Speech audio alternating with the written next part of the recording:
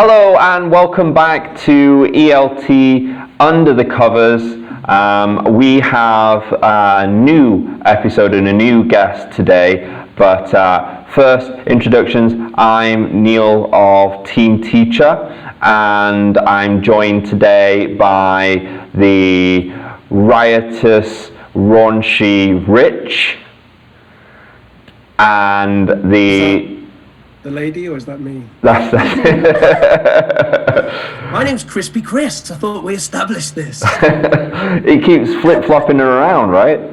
And then Just we also because have you the and fun this and person who frolicking calls herself- Fanny. Sorry. What? Hi. Sorry, I balked your intro then. It doesn't matter. It doesn't matter. Because we're going to get to know each other a little bit more.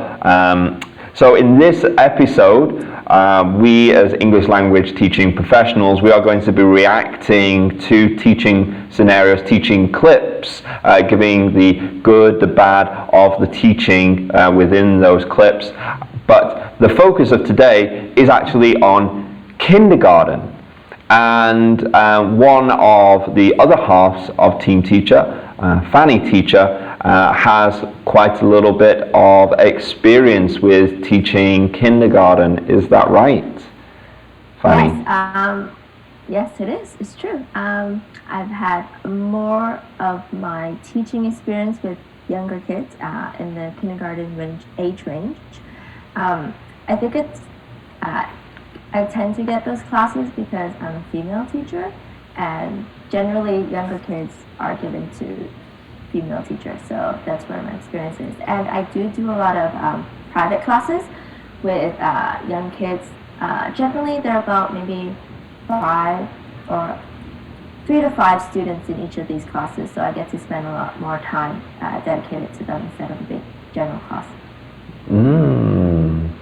I think that's a point. Do you think if you had a choice, because if you had a choice now to teach some classes or not, would you choose to teach kindergarten or would you choose to teach something else?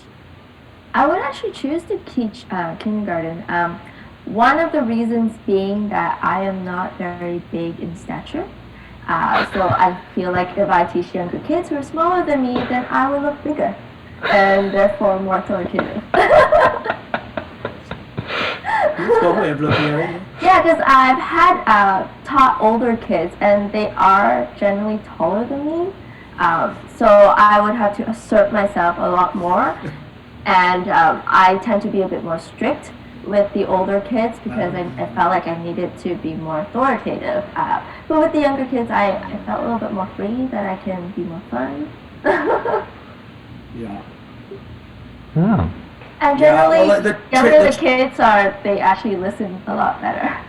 The trick with older teens, it's like that line from Office Space, isn't it? It's either beat someone up or become someone's bitch on the first day, and then you'll be fine. It's true. It's true. I've always picked on a student. Just kidding.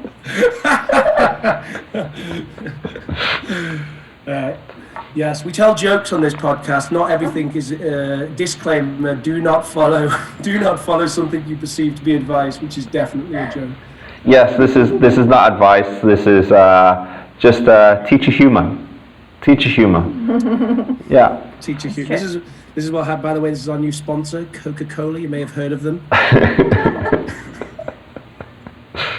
Great for kids. Branded stuff.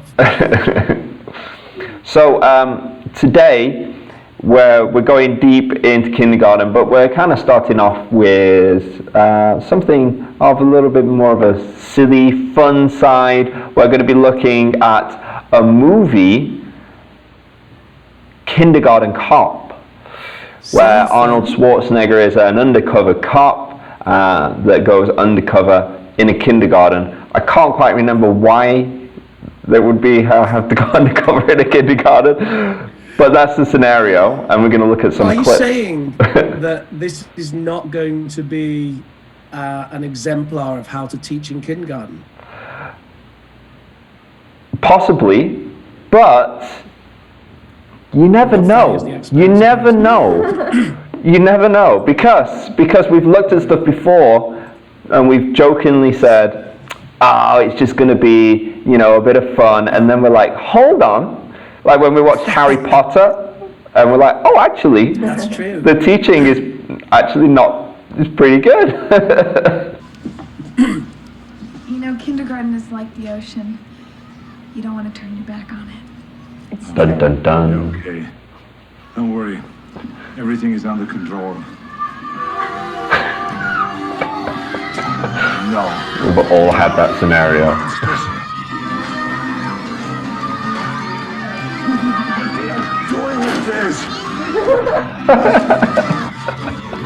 Why would you leave all that stuff in the classroom anyway? Unsupervised? It's like the perfect stuff to destroy a class with, isn't it? Like flour, paint. Why is it open for them to have access, right? Why are there nobody else in the classroom? Ah, well, that's a very modern thing, though, isn't it? I mean, this was 30 years ago. Do we really have all that back then? That's true. But everything is out and it's already messy. When did the class start? I guess that's partly the joke, isn't it? That it's happened in like 5 minutes. Why are there no parents? Usually, like, kindergarten parents kind of stand around and, like, watch a little bit before they leave. That's true. But I can see this actually happening. I've had a situation like this. The first kids class that I ever taught, 6-year-olds, I think, 6 and 7-year-olds. I had no idea how to teach kids. I'd only been teaching for a year or so. I didn't even have a CELTA back then. It was in a school as well, so I was going into their lair, you know. I didn't have an assistant teacher or anyone sitting in the class. It was just me. And my material was one sheet of paper that one of the senior teachers at this horrible institution had given me and said, oh, do that, it'll go down great. It was like labeled parts of a football uniform or something. It was awful. Yeah. Oh no, it was like family tree or something. And I like chalked it up on the board, and they were vaguely entertained from the fact that I was a foreigner. And then, of course, they all started speaking Spanish.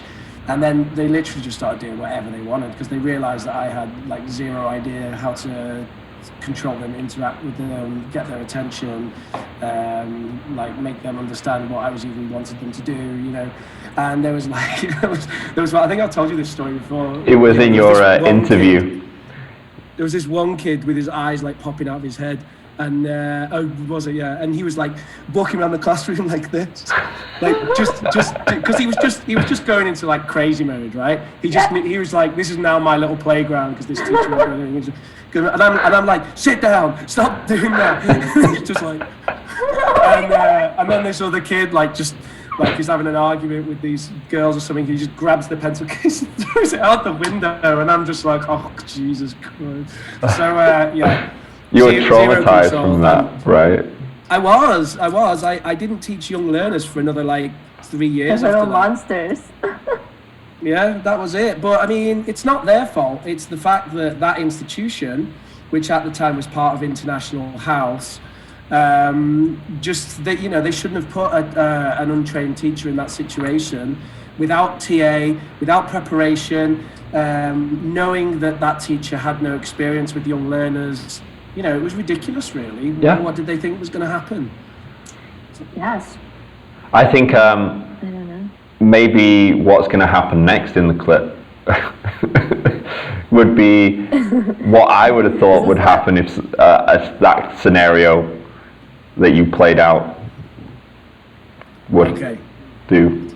Is this a flashback for you, Rich? It does feel a bit like that. Let's see, because I sort of started shouting at them, and obviously that didn't help at all. They just ignored me completely. Let's see what happens. And it's like it's like blowing your load, isn't it? You shout at them, and then the power's gone forever because you've done the worst thing you can possibly do. All right, let's have a look.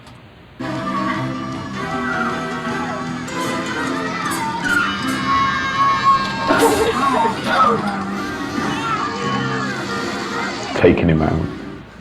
Aren't you gonna break it up? No, 2 more days of this, and you'll quit. Oh. You're supposed to be in charge of safety. Uh-oh.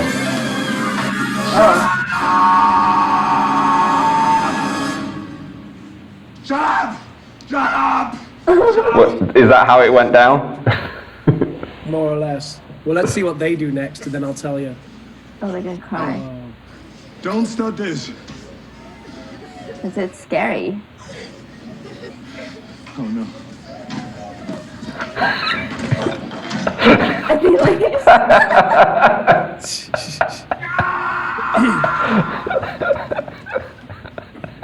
This bit I relate to, yeah. This was me as soon as the class finished. Is he running away? I literally did that, and I had my car at the time as well. So I literally ran to my car. Oh, we'll see what he does. Attention! Did you have this? This is your new class mascot. This is not a dog. Dog. This is a ferret. That's a ferret. If he bites you, you get rabies and you die. No, that's not true. He never bites. Can I pet him? Sure, but one at a time, okay? Good. Okay, next one. Come on. Yes. I love how out of context this is. It's like, why does he have a ferret? Come on. For this ferret. I'm a little concerned about it. Why would you just have random ferret in your car? Has the Okay. ferret had its shots? They can have some pretty nasty diseases, can't they? So that was the missing piece for you there, Rich. You just didn't happen to have a ferret in your car. That's true. Yeah, that story went a bit differently to me. Instead of crying, it did go a bit like that you shout and then you get that silence for probably about 5 seconds. And then the next time it went off the rails, the shouting did nothing. Absolutely nothing. And at the end of that class, I went home, sent an email to the academy, said I'm not doing that class again and I'm not teaching the young learners anymore. And then I went to bed, and I think it was about 4 p.m. I was just like, I need to go to bed. That's it. Yeah, my head had just gone, you know. It's so weird to feel so out of control. You know, especially, you know, I was a strapping young man or whatever, but just felt like I had completely lost control of a situation. And it was kind of scary for me, actually, especially when the girl's pencil case got thrown out the window, because it's like, worse things could happen here. Yeah. Like, I can't control this potentially dangerous situation for these kids. And, you know, that's scary. And that's really why that institution, why it was a terrible thing that they did. You should never put someone who's not capable on their own in a classroom full of children who can easily damage themselves. You know what I mean? It's what were they thinking? What was the school thinking? That was a state school. They're going to just allow some foreigner to completely take over the class without any proof of, you know. I never claimed to have any experience with young learners, and I didn't have a CELTA even, like I said. So, yeah. And you know, it's a sad thing as well, because it put me off young learners for so long. And then eventually, when I did come back to young learners, I enjoyed it a lot. And I've had a great time teaching kids. When I was in Vietnam, I absolutely loved teaching kids. You know, it was brilliant. But they put me off it for so long. I mean, literally, I was frightened of being in that situation again. You know.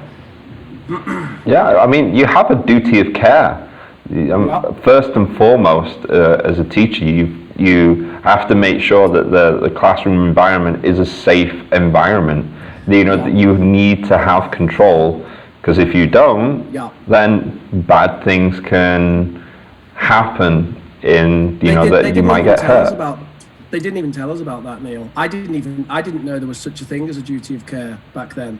So they put me in the classroom with a bunch of kids, you know, without even telling me that I had a legal duty of care. Now, I don't know who that would then come down to, because if I wasn't even made aware of it, then probably it wouldn't have been my fault. If something had have happened, something serious, you know, a dangerous situation, a kid gets injured or anything, surely it would have been down to them. You know, you have to make sure that your teachers know that they have to know what a duty of care is, that they have one. You know, these things are really important. Yeah. Bizarre. Speaking about the clip too, I was thinking, instead of shouting, one thing that I could do instead is actually just stand there and be completely fine. Yeah. And that tends to get attention as well. There's two ways of getting their full attention. Either being really loud or being really quiet. Yeah. I think that requires some form of training. Yeah, you wouldn't. Well, for him, it's he's never had any experience, and you go into it. That's the one thing you want to do: get their attention right away, and focus their attention on him, so they're not destroying anything else. I'm just wondering, what would you do if you were actually in that exact situation? So you're in a situation, for some reason you're in a terrible school where they don't have TAs, and in your first class they just throw you in there, and by the time you get to the class, something like that's happening.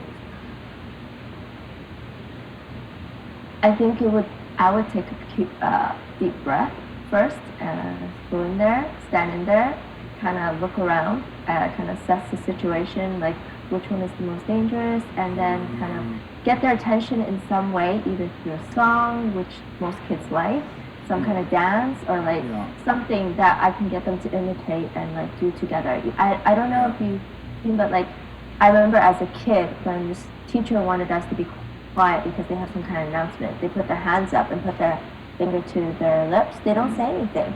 And then the kids around will start to imitate, and eventually when everybody imitates, that's when the teacher makes their announcement. Something like that. But I've kind of had a bit of experience, so. Yeah, I think that stuff's great, but the kids, it requires a little bit of training on the kids' part. If it's not you that's training them, it has to be a teacher before them that's give them some idea that, when the teacher does something weird with their hands, then they imitate it and everyone shuts up. But yeah, I think this idea of identifying the most dangerous one and dealing with them first, that's a good thing. And also the idea of imitation. We've spoke about this a bit, haven't we, Neil? This idea that you match their energy. So you can start off all like, right, everybody, okay, everybody jump up, everybody, and then it becomes like this slow kind of like, okay, and take a deep breath and count your breaths, 1, 2, and then you're gradually bringing them down onto, okay, and now sit down. Right, and now you clean the board. Yeah, and start doling out responsibility. Yeah, I think the phrase collect and direct is a really easy phrase to kind of remember, and it especially applies with young kids, because first you really need to kind of get their attention, get their engagement with you before you can do anything else. So like what Fanny says, I completely agree with, in that, if you can bring out a song or bring out an activity or something that you do where they are drawn to that more than the behavior that they're doing, and then then it starts to become psychology, because the more that people are looking at one thing, the more intrigue creates among the larger populace or classroom in this instance, and everyone's like, oh, what's going on here? Same with the weasel or whatever he brought in. One kid's like, oh, what's that? And another kid's like, oh, what's that? And what's this? And then all eyes are on it. And then he's collected it. I mean, basically, if he'd have done that from the start, it would be great. So I think the key that we've learned from here is that you should carry a small woodland animal around with you in case of emergencies within the young learner classroom. I would not recommend the hedgehog, though. No? Why not? You could get yourself in a few prickly situations. I'm waiting for the jokes to come out. I was when you said it. Exactly. When you must be entertained constantly. When you mentioned about the weasel, I was going to break out the old. What's the difference between a stoat and a weasel? What's the difference? Well, you don't know this one? No. Well, a weasel is weaselly recognized, whereas a stoat is stotally different. Okay, and this has been the end of ELT Under the Covers. We've had a really good run, people. Remember, I'm going to put Rich's address, so I'm doxing him. If you want to send in those SWAT teams.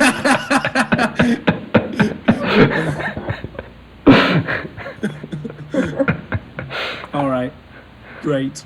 So I think this would be a good time to move on to the next clip. But sorry, one last point.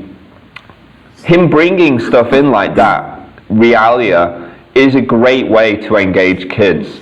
You know, I mean, you know, not everyone can bring a small woodland animal into the classroom. You probably need, I think you'd need permission to bring an animal in, wouldn't you? I would hope you do. Maybe not in China. Ferrets. I'm pretty sure that ferrets do bite. When they do bite, they lock or something like that, if I remember correctly. They bite your fingers off, don't they? I think they can be quite... Well, I don't know. Maybe it's not ferrets. Maybe it's weasels or stoats. I don't know. Well, anything where whatever it is that you're trying to teach, you have some real equivalent from it, the more the better. So if you're teaching about vegetables, you know, bring in some vegetables, let them touch them, feel them, that sort of thing. The more that you can, you know, have realia in class, I think the better. That's how I would take from that clip. The only time I've really used realia, I got very close to bringing my guitar in classroom once. I really wish that I'd done that because the kids were so up for it, and I kept telling them about it, like, oh yes, we're going to do the guitar class, and I could just never be bothered bringing it to the school, so it never happened. But the only time I've actually really done realia was in my Celtic course, actually. Oh, really? And it's because I kept getting the feedback that my teaching was great, but my materials were, or whatever. Like, I wasn't, you know, Celta's all about cutting things out and stuff, and I've never really been big into that kind of stuff. And I'm still not now, really. I just think it's a load of prep. I mean, it can be good, can't it? Get people tactile, but I try and find kind of easier ways of doing it, like getting the kids to make it for other groups and stuff. Yeah. But anyway, I got that criticism on the Celta, so then I did a class where I brought in realia, but it was so expensive. Like, it cost me like 20 quid to go to the supermarket and buy all this stuff, you know, a pint of milk and this and that, you know. And I remember, like, it all just went in the bin afterwards. Obviously, you know, it's just because after the students have had their hands all over it, I'm not going to be like, oh yes, now I'm going to eat those apples. So yeah, I think that kind of like put me off a bit, realia. But yeah, no, it's, I mean, you're right, Neil. It is something that kids interact with well, isn't it? Yeah, I think vegetables is not the best example. It's just the one that came to mind. The ones that you can reuse, you know, like you have a treasure chest that you can pick from. A great one is clothes. I know plenty of teachers that just have like a basket of clothes that, you know, the kids can throw on. What is he wearing? What is he not wearing? That sort of thing. That's cool. and also like semi-real realia, I guess. Like, you could have like plastic food, you know. Yeah. Food, you know, and then it's physical, it's real, but it's reusable. Exactly. You try and do what you can, right? And just, you know, be careful of the type of reality that you bring in. And always clean it afterwards. Like, you could bring in a little daruma. Oh, cute. That could be your small woodland animal. Soft. You like discipline. Oh, God. Well, I've got news for you. You're mine now. You belong to me. You're not gonna have your mommy stand behind you anymore and wipe your little douches. Oh no, it's time now to turn this mush into muscles. No more complaining, no more Mr. Kimble have to go to the bathroom, nothing. There is no bathroom. Now, the first thing the deputy trainees have to learn is to freeze whenever you hear this. Nice. Now, the next time you hear this whistle, each one of you get one toy. How many? Good. And Wow. back to the carpet. Pronto. That was good, wasn't Ready? it? Yeah. Wait for it. He actually did a Sit down. ICQ. Yeah, I know. Ready? Go, quickly. Get your toy. Go for it. Yes, very fast. Good, quickly. Bring the toy back. Bring the toy back to the carpet. Bring it back to the carpet. Quick. Back to the carpet. Quickly. Emma, take your toy back to the carpet. I'm not a policeman. I'm a princess. Take your toy back to the carpet. I'm not a policeman. Take it back! All right.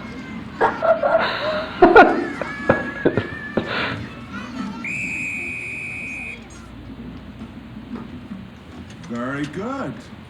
Did very well. Now we're going to play another game.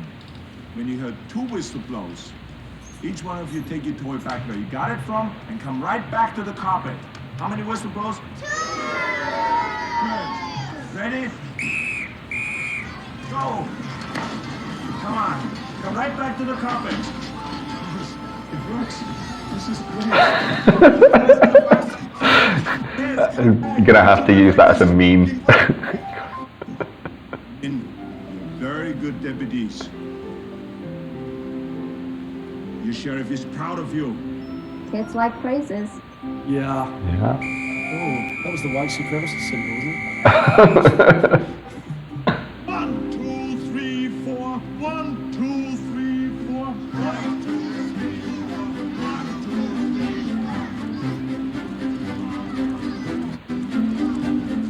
Oh, I like that kid's coat. Okay.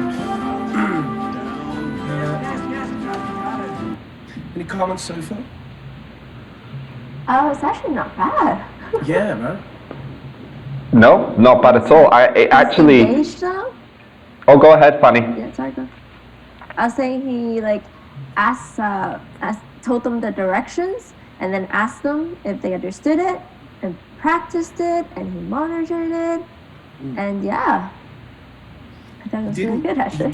He didn't only ask them if they understood it, but he actually did a proper ICQ, didn't he? He said, how many toys, right? And they said 1, right? Wow. I mean, some teachers don't even do that. Yeah. Because I fall into the trap of being like, any questions or do you understand, right? Which is a really bad question to ask, right? Because no one ever says they don't understand and no one ever says they've got any questions unless you've got really, really confident high flyer, right? So that's but he actually does a good ICQ, so wow. That's a fantastic ICQ. And I think the praises that he gives, some of them they did a good job. It's like positive reinforcement and then using like patterns like 1, 2, 3, 4. I do that a lot. If the kids always count, like give them something that easy to like follow.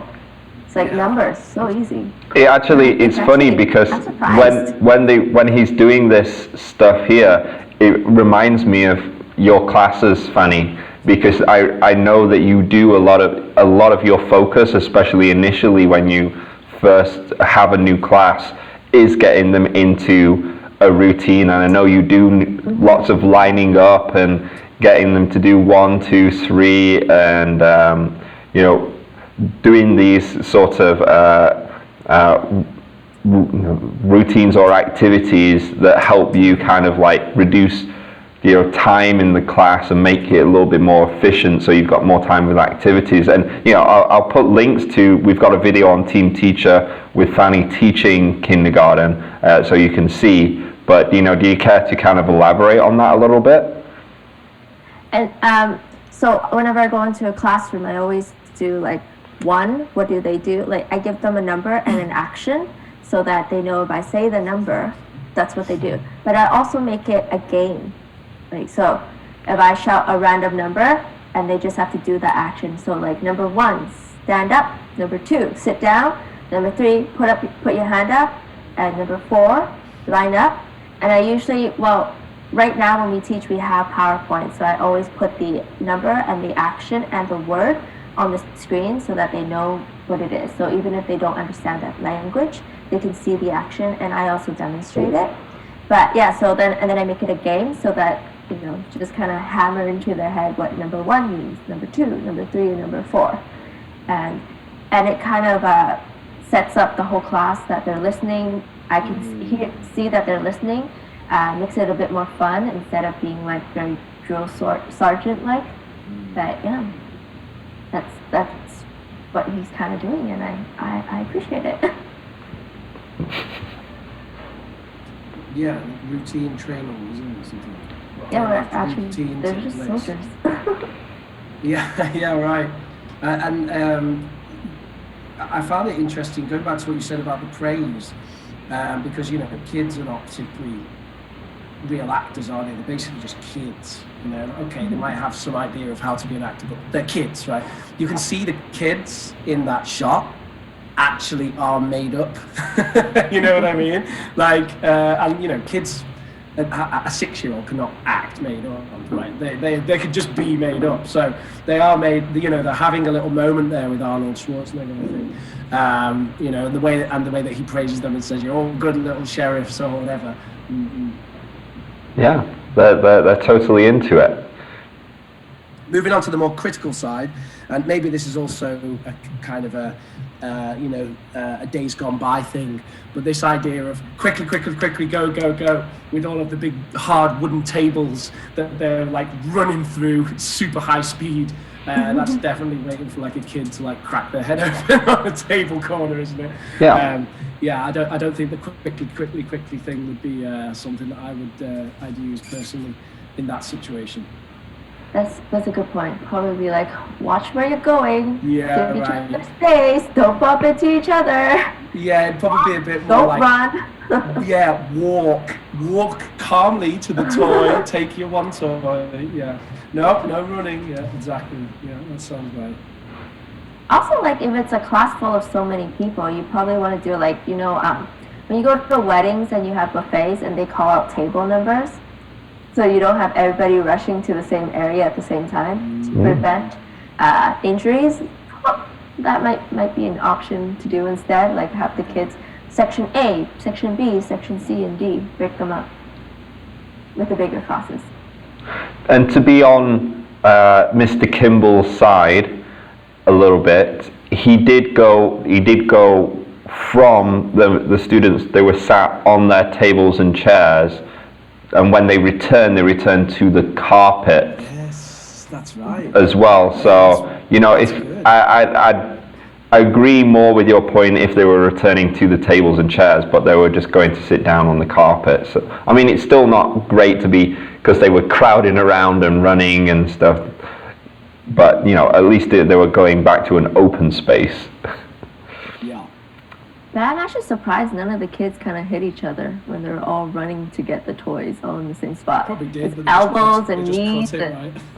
I feel like that always happens. Yeah, well, exactly. They probably just edited it out. I'm sure they did all run into each other. Outtakes. The outtakes in the show.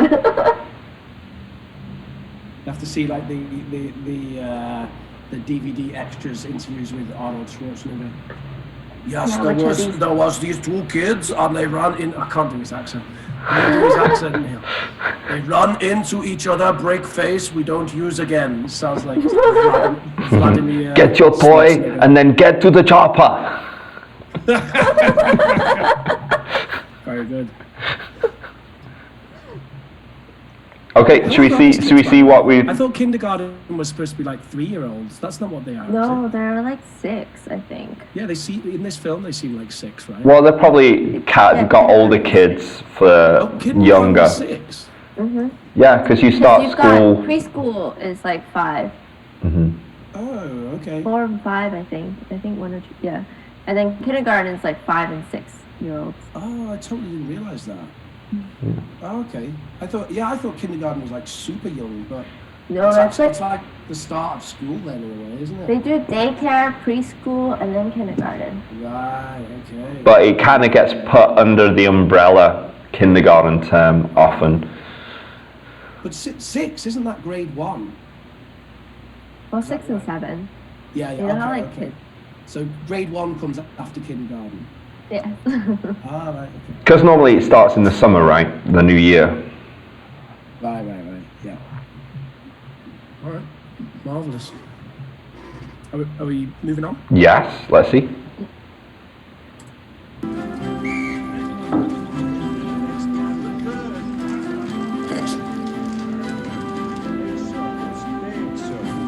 No, I need to do some of this myself. Yeah, that's what I was thinking.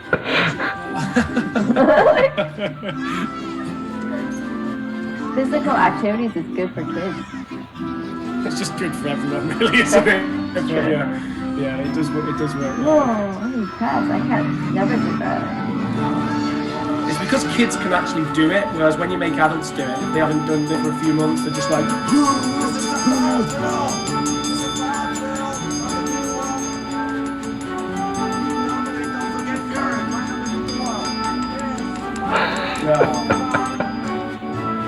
Oh, this is terrible. brilliant. Oh my God, really? I don't know. Oh, they're counting. The kids are counting the setups. Come on, give me one more. Zach is the winner. Give him a hand. Come on, guys. Competition is healthy.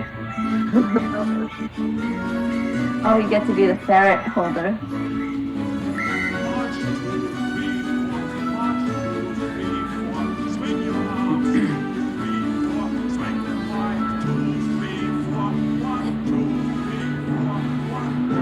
Yeah, fantastic stuff, right? Yeah. Yeah. I mean, generally, when I've taught young classes, we always have some sort of physical activity warmer. I mean, like it's kind of similar to what Fanny, says that she does. But when I do rules, I have them, sit up, sit down, hand up, hand down. And that kind of warms them up, but also we go over the rules.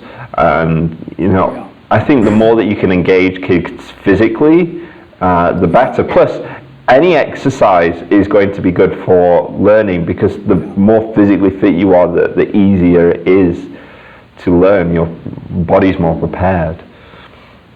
And also kids have so much energy, they need to kind of use that physical exercise to burn it off a little bit. Mm-hmm. And they can't sit, they honestly, when they're that young, they can't sit still at their desk for more than 5 minutes.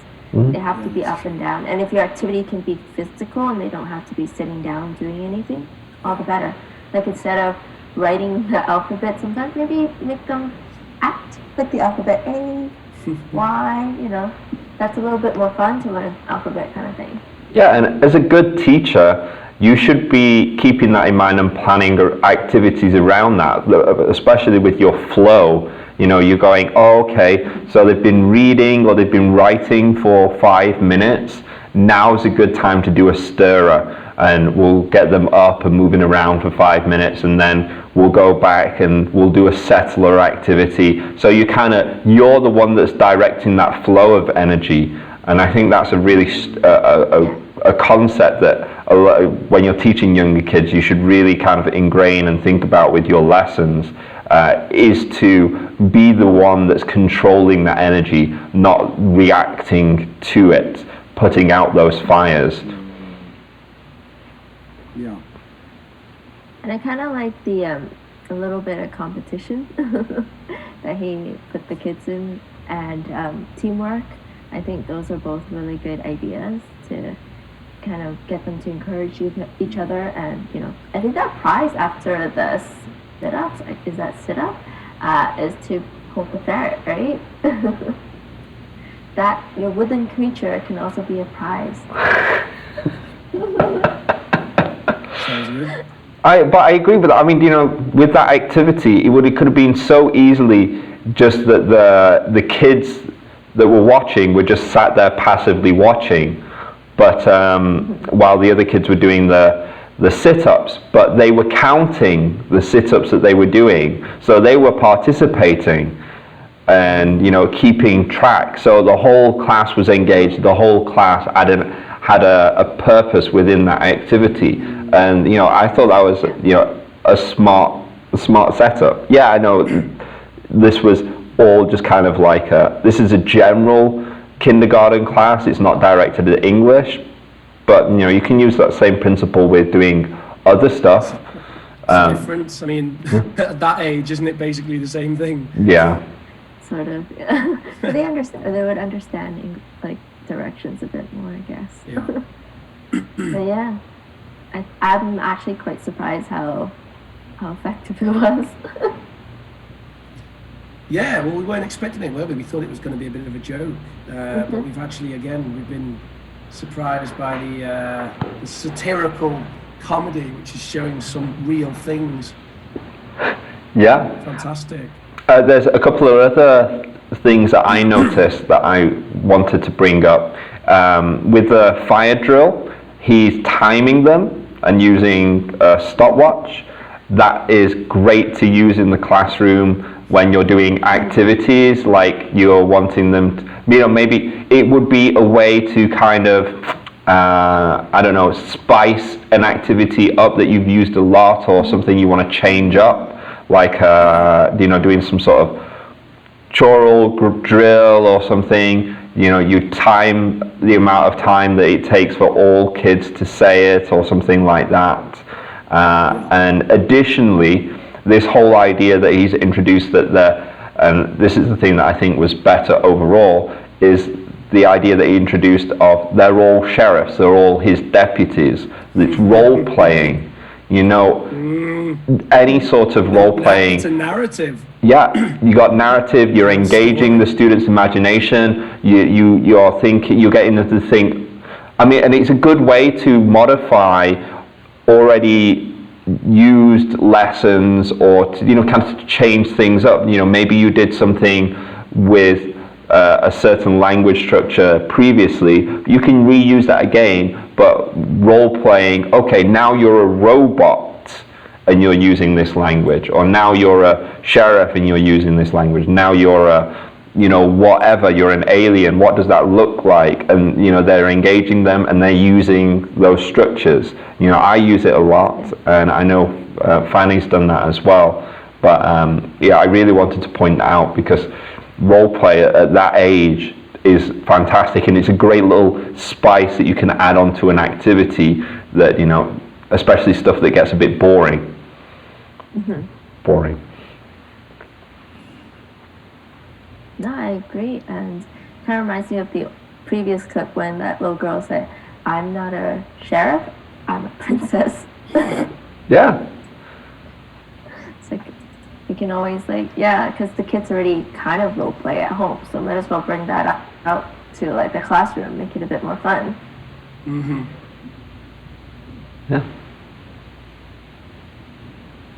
Yeah. And just keep saying yeah. Has anyone got anything else that they'd like to add about that clip? Yeah, I mean, I like the movement thing. I always found,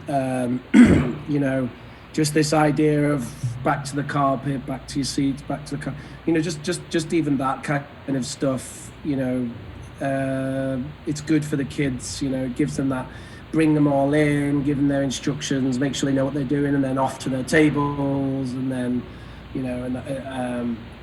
that gives them that bit of movement, that change of scene. They know when they're on the carpet that they're listening to you give them instructions. They're better than you trying to shout across the classroom while they're all sat at their tables or whatever. And then when they're on the tables, they're working in their groups and stuff. So it's all good stuff. Oh, I also want to say that I kind of like the idea that he actually engages and plays with them when he's in the playground. He sat on that seesaw. So when the teacher also engages and plays with the student, it doesn't make them, I guess it kind of endears the students to them more, and the students will want to listen and want to be part of it. And I always find that students that young, they want to get that praise, they want to, not want to say that they want to be teacher's pet, but there are a lot of students that want the approval of the teacher, and they really like the teacher. And that's kind of how you engage them, by actually playing with them. And you're also modeling the behavior. You're modeling good behavior as well that you want to see. So, you are your own best example. It's a great point. I used to do some of the activities that I would set sometimes. It was quite interesting. You know, just when they're making their little posters or whatever, and then you kind of have a go yourself. And they love it because they get involved. They're like, "Oh, teacher, what are you doing? What's your poster?" Yeah. And I'm terrible at drawing, so it's even funnier. You know, mine looks worse than the kids. I always tell my students I'm the best drawer. Terrible. I'm like, oh, this is so good. This is the best looking pig ever. I like, you guys can't even do it, and they'll try to beat you. That's cool. Okay, well, I would say overall I've been very pleasantly surprised by Mr. Kimble, Arnie, as a kindergarten teacher. Very surprised, very happy that, you know, there's some really good examples of teaching. I mean, it's not perfect and it's not a full class. We don't really know what he was trying to teach, but, you know, if we can kind of look at the activities, then, you know, the way that they're set up, pretty good. Yeah. I like to see how he would deal with a problem. How does he problem solve? I think that would be interesting to see, but I don't think we got that out of the movie. No, maybe we can get him on the show. Arnie, if you're watching the Oak Man, the Austrian Oak, and if you want to come and think, you know, I'm presuming you spent about 6 months researching the role, you know, being an actual, going through the educational system, you know, being in the classroom, you know, absorbing that, going full method with your teaching, acting practice. Please, if you want to come on the show, let us know, you know, inform us, even just, you know, want to talk about education in general. We'd love to have you on, and we'd love to talk about it. All seriousness, definitely, just give us a shout out. Yeah, we will read your email, Arnie. Any final thoughts, Rich? No, not really. I think we covered everything. It was good. It had the right feel of a classroom, didn't it? Yeah. So nice to see, really. Amazing, really, that you could actually watch that and learn something about teaching. Not that you would necessarily know what to do, but as teachers, we can at least see some things in there, can't we? Yeah, it's a more realistic view of a classroom than you often get, where it's this, you know, with the classroom scenes, it's often the teacher comes in and gives directions, and the you know, and it's obviously really boring activities, but the kids are just like so into it, and you're like, this doesn't make sense. I really hate watching films where they just have no understanding of how kids actually are, and the kid just comes across like they're like 10 years older than they actually are, you know. They say like some line, and it's like, yes, I can tell that this line was written by a man in their 40s. You know what I mean? Yeah. This is not something that a 6-year-old would say, and that isn't how they would say. Yeah, I definitely, that's one of my pet peeves, actually, watching films when the kids just don't seem natural. Yeah, it's bizarre, but it's a hard thing, I guess, for people to write. It is. I think it's really hard. That's why it happens so much, I think. Well, because you have to. I mean, for this film, and probably, you know, for Harry Potter and for the other things that we've seen where it's quite accurate, you know, it's because there's some expertise that's got in there somehow. With Kindergarten Cop, there must have been some kindergarten teachers involved in that. There must have been. There's no way that they just guessed that and got it right. They had the inside knowledge. With Harry Potter, we know that J.K. was an English teacher herself, so she had that insight, you know. And any other time that they do it well in a film, I'm sure it's because they've either got a consultant, or they've done the research, or someone involved in the writing team and direction or whatever actually was a teacher or whatever. There are a lot of teachers out there. There's a lot of people who do teaching and then go on and do something else, isn't there? Yeah, and those skills, they bleed into other their other occupations and other elements of life. I think everyone should try a little bit of teaching, because you learn a lot as a teacher. The more you teach, the more you learn, as some say. But that was it, folks. What did you think of Kindergarten Cop? What did you think of the teaching in there? Do you agree with what we were saying, our reactions? We'd love to hear what your thoughts are. Please leave those comments below. Please give us a like, give us a share, and see if your friends, family, or maybe your older teachers, they agree with the video. And remember to subscribe as well, because we've got lots more like this coming along. I've been Neil of Team Teacher. If you're looking for more of our stuff, Team Teacher stuff from Fanny and myself, go to teamteacherchina.com, where we've got some PowerPoint lessons that you can use instantly in the classroom. We've got Team Teacher China, the video channel on YouTube, where you can see some examples of us teaching and of Fanny teaching kindergarten. We've got Team Teacher Baby, which is our journey as parents, using our teaching experience. And we have Team Teacher English, where some of those PowerPoint lessons we've turned into video self-study lessons, classes. And Mr. Rich, Professor Rich, Crispy Rich. You can check me out at crispychris.com. Actually, that might be a real website, but I'll say that. I don't know anything about Crispy Chris. I'm Professor Rich, youtube.com/Professor Rich, Prof Rich Gaming, do a search on YouTube, britishplease.com, and Neko-chan, where I do analysis of the international political situation in Indonesia. And because we've got our guest on, Fanny Teacher, we're going to leave Fanny Teacher with the final word, the final thoughts about what she wants to say. You can say anything, Fanny. You can drop us with some knowledge bombs of wisdom. You could just say goodbye. It's up to you, but it's over to you. All right, thank you, Neil and Professor Rich. I can't say it with the accent. I'm terrible accent. Just ask Neil. I tried British accent. I think it's not bad, but yeah, so I'm glad I don't teach in different accents or have to do it. Anyways, it's been fun. It's nice to watch Kindergarten Cop. Like I said, I don't remember if I watched it. I watched a lot of movies in the past, but I don't remember any of that. So it's kind of nice. Thanks for having me. You're welcome.